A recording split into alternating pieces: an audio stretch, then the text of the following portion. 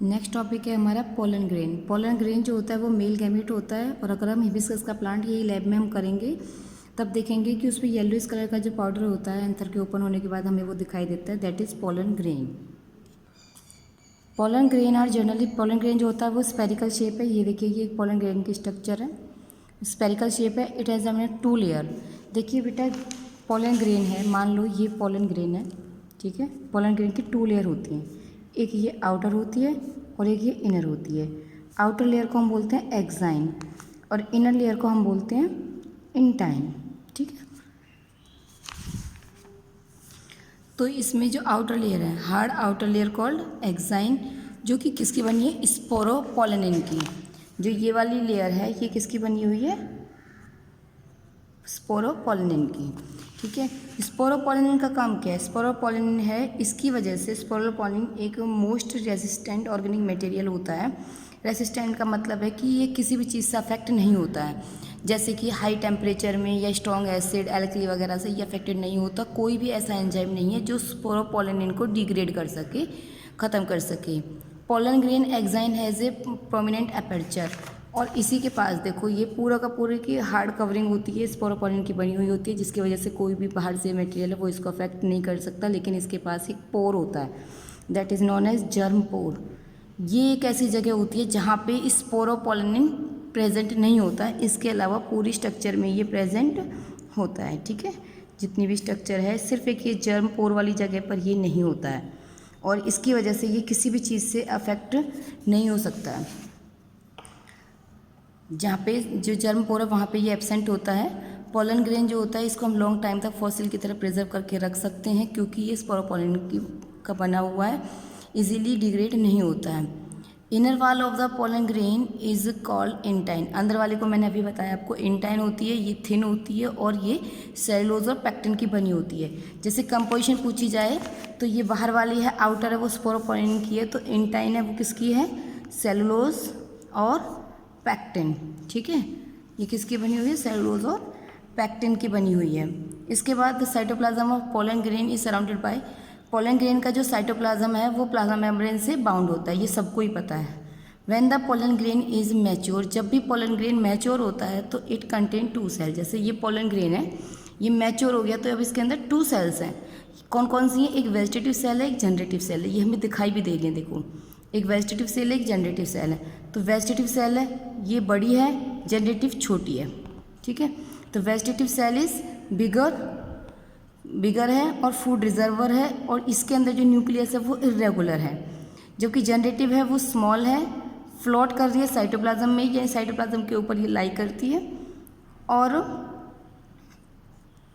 It is spindle shaped with dense cytoplasm. और इसके अंदर जो साइटोप्लाज्म होता है, देखो इसके अंदर जो साइटोप्लाज्म के अंदर जो न्यूक्लियस है, ठीक है, वो कैसा होता है, देखिए it is spindle shape, nucleus है वो स्पिंडल शेप है with dense cytoplasm and A nucleus. Spindle shape इससे स्ट्रक्चर हो जाएगी। तो ये डिफरेंसेस आपको इसमें देखने हैं, जैसे कि विगर है ये स्मॉलर है, इसके अंदर फूड रिजर्वर है वो नहीं है, इसके अंदर न्यूक्लियस है वो इरेगुलर शेप में, इस पर स्पिंडल शेप में है। तो इस तरीके से आपको डिफरेंसेस इसमें करने हैं। और इन ओवर 60% हम ये देखेंगे कि 60% जो एंजियोस्पर्म होते हैं उनका जो पोलन ग्रेन है वो 2 सेल स्टेज होता है, यानी ये वाली 2 सेल स्टेज है। जबकि जो बाकी हैं उनके अंदर जनरेटिव सेल्स है वो डिवाइड होती है माइटोटिकली, और 2 मेल गैमेट्स को फॉर्म करती है पोलन ग्रेन से पहले। उसको हम 3 सेल स्टेज भी बोलते हैं। उसमें 3 सेल स्टेज हो जाएंगे, यानी कि उसमें जो जनरेटिव सेल है ना वो भी डिवाइड हो जाएगी, तो एक वेजिटेटिव और 2 जनरेटिव, तो कितनी सेल हो जाएंगी, 3 सेल स्टेज। तो यानी कि यहाँ तक आपको समझ में आ गया होगा। इसके बाद हमें थोड़ा सा पोलन ग्रेन के बारे में वैसे देखना है कि पोलन ग्रेन है कई सारे कॉज भी करता है, जैसे एलर्जी है और कुछ इन्फेक्शंस, ब्रोंकियल, जैसे हमारे हार्ट उसमें जो चेस्ट वगैरह में होते हैं ब्रोंकियल्स होते हैं, उसके अंदर कुछ क्रॉनिक रेस्पिरेटरी प्रॉब्लम्स, अस्थमा है जैसे ब्रोंकिटिस, ये सारी प्रॉब्लम्स होती हैं। पार्थिनियम यानी कैरेट ग्रास है जो हमारे इंडिया के अंदर प्रेजेंट है, वो भी हमें एलर्जी वगैरह कॉज कर सकती है। वीट है इसमें, ये भी, इसका जो पोलन है वो भी एलर्जी क्रिएट करता है। तो यहाँ तक आपको ये समझ में आ गया होगा। पोलन ग्रेन के अंदर काफ़ी सारे न्यूट्रिएंट्स होते हैं, और पोलन ग्रेन जो होता है उसको कई सारी चीज़ों के लिए यूज़ किया जाता है, फूड सप्लीमेंट के तौर पे भी किया जाता है, और कई सारी टैबलेट्स वगैरह बनाई जाती हैं जिससे एलर्जी वगैरह आती है। एनर्जी आ जाती है। और वेस्टर्न कंट्री में अगर हम देखें तो large number of pollen product हैं जो वो बने हुए हैं टैबलेट की फॉर्म में या स्वरूप के फॉर्म में, जो कि मार्केट में अवेलेबल होती हैं, जो कि लोग हैं वो अपने न्यूट्रिएंट के लिए, न्यूट्रिशन के लिए भी उन्हें इंटेक करते हैं। Pollen consumption has been claim to increase the performance of athlete. और जो एथलीट्स होते हैं या रेस हॉर्सेज, जो हॉर्स रेस होती है उनके अंदर जो भी खिलाड़ी होते हैं उनको इसके लिए मना किया जाता है, क्योंकि ये एक तरीके से न्यूट्रिटिव वो होता है, ज़्यादा एनर्जी प्रोवाइड करने वाला सप्लीमेंट होता है।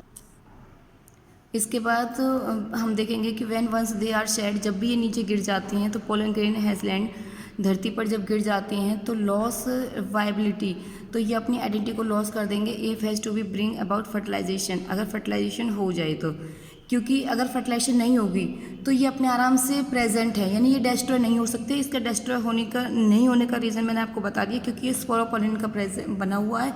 लेकिन जब इसको इसके अकॉर्डिंग कंडीशन मिलेंगी या इनकी फर्टिलाइजेशन हो जाएगी तो ये फिर ये मतलब फर्टिलाइजेशन टेक प्लेस कर सकते हैं। फिर इनका ये नहीं है कि स्पोरोपोलिन प्रेजेंट है तो ये फर्टिलाइजेशन भी नहीं कर पाएंगे।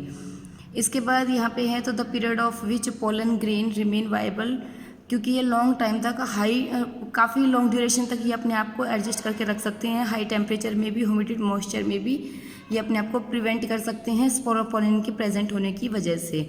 कुछ सीरियल्स जैसे कि राइस में वीट पोलन ग्रेन जो है वो जल्दी अपनी वाइबिलिटी को खो देते हैं 30 मिनट में ही, रिलीज़ होने के 30 मिनट बाद ही। और जो कुछ मेंबर रॉयसेसी, लेगुमिनेसी, सोलेनेसी फैमिली से बिलोंग करते हैं वो कुछ महीने तक अपनी वाइबिलिटी को रखते हैं। वाइबिलिटी का मतलब है कि वो अपने आप को कितने लॉन्ग टाइम तक प्रिवेंट रख सकते हैं, प्रोटेक्ट रख सकते हैं कि वो डिस्ट्रॉय ना हो। ठीक है। स्टोरिंग सेमन, कुछ में जैसे स्टोरिंग सेमन है, स्पर्म ऑफ मैनी एनिमल्स, इन सबको आर्टिफिशियल सेमिनेशन प्रोसेस में रखा जाता है। आर्टिफिशियल सेमिनेशन में है कि गैमेट्स को लेबोरेटरी में प्रिजर्व करके रखना, लेकिन it is possible to store pollen grain. तो जिस तरीके से सैमन को, एनिमल्स के सैमन को या स्पर्म्स को प्रोटेक्ट करके रखा जाता है, वैसे पोलन ग्रेन को भी नंबर ऑफ स्पीसीज के पोलन ग्रेन हैं उनको भी प्रिजर्व करके रखा जा सकता है। लेकिन अगर हम इन्हें प्रिजर्व करेंगे तो कहाँ रखेंगे? लिक्विड नाइट्रोजन में, टेम्परेचर -196 डिग्री सेल्सियस, इतने टेम्परेचर पे। और इस लिक्विड के अंदर, इस केमिकल सब्सटेंस के अंदर हम इसको स्टोर करके रख सकते हैं।